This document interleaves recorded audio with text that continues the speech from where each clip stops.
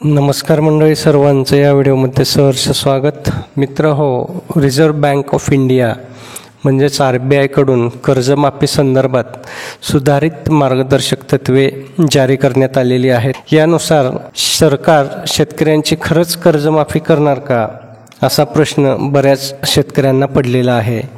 या प्रश्नांची उत्तरे आपण या व्हिडिओच्या माध्यमातून जाणून घेण्याचा प्रयत्न करूयात.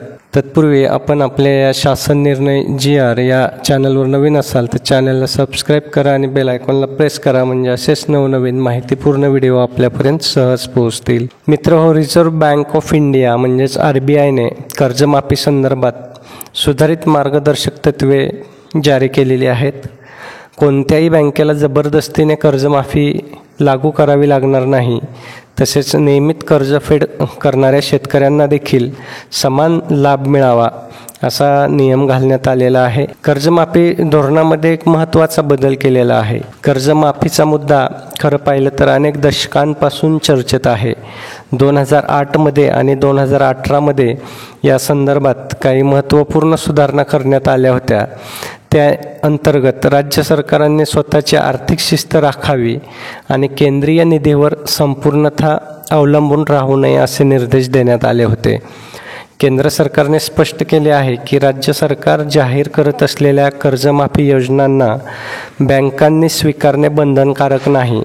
त्यामुळे कोणतेही राज्य सरकार कर्जमाफीची घोषणा करत असेल तर ती सर्व बँकांनी अंमलात आणावी, असे सक्तीचे धोरण लागू केले जाऊ शकत नाही. बँकांसाठी RBIच्या सुधारित मार्गदर्शक तत्वांनुसार महत्त्वाचे मुद्दे असे आहेत की कर्जमाफी स्वीकारणे बँकांसाठी बंधनकारक नाही. प्रत्येक बँकेच्या संचालक मंडळाचा निर्णय अंतिम राहील. राज्य सरकारने कर्जमाफीची घोषणा केल्यास ती प्रक्रिया 40 ते 60 दिवसात पूर्ण करावी लागेल. राजकीय फायद्यासाठी कर्जमाफी जाहीर करताना बँकांना विचारल्याशिवाय त्यांना या योजनेत समाविष्ट करता येणार नाही. कर्जमाफीच्या निधीसाठी आधी वित्तीय नियोजन करणे अनिवार्य असेल. फक्त निवडक लाभार्थ्यांसाठी कर्जमाफी लागू करता येणार नाही. नियमित कर्जफेड करणाऱ्यांनाही तसाच लाभ द्यावा लागेल. कर्जफेड न करणाऱ्या कर्जदारांकडून कायदेशीर प्रक्रियेद्वारे वसुली करण्याचा अधिकार बँकांकडे कायम राहील. तर असे हे नवीन मार्गदर्शक तत्त्वे RBIने बँकांसाठी ठेवलेली आहेत. आपण बघतो गेल्या काही वर्षात निवडणुकांच्या पार्श्वभूमीवर कर्जमाफीचा मुद्दा महत्त्वाचा ठरलेला आहे. अनेक राज्य सरकारे निवडणुका डोळ्यासमोर ठेवून कर्जमाफी जाहीर करतात.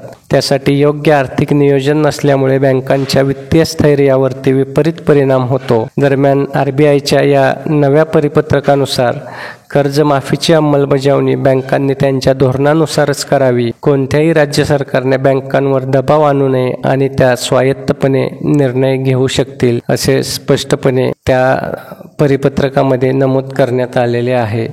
तर असे RBI कडून नवीन परिपत्रकातील मार्गदर्शक तत्त्वे मित्र जास्तीत जास्त शेतकऱ्यांपर्यंत या व्हिडिओच्या माध्यमातून, व्हॉट्सॲपच्या माध्यमातून आपण शेअर करा, म्हणजे त्यांनाही सरकार शेतकऱ्यांची कुठल्याही प्रकारची कर्जमाफी करणार नाही हे लक्षात येईल आणि ते वेळेवर आपलं कर्ज फेडू शकतील. नियमितपणे कर्ज फेडल्यानंतर त्यांना पुढील शेतीसाठी आवश्यक लागणारं कर्ज त्यांना वेळेवरती मिळेल. व्हिडिओ आवडला असेल तर व्हिडिओला लाईक करा आणि चॅनलवर नवीन असाल तर चॅनलला सबस्क्राईब करून बेल आयकॉनला प्रेस करा.